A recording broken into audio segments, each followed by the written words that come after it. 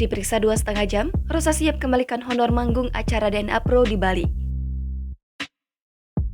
Penyanyi Rosa akhirnya keluar dari ruang penyidik setelah hampir 3 jam diperiksa terkait kasus DNA Pro di Barreskrim Polri pada Kamis 21 April kemarin. Rosa diketahui menyambangi Barreskrim Polri pada pukul 19.00 waktu Indonesia Barat dan baru selesai diperiksa sekitar pukul 21.30 waktu Indonesia Barat. Selebihnya, Rosa menjelaskan hanya menjawab seputar pertanyaan soal ia manggung dalam acara DNA Pro yang digelar di Bali pada Desember 2021 lalu. Disinggung apakah bakal mengembalikan honor manggung dari DNA Pro, Rosa mengaku akan mengembalikannya.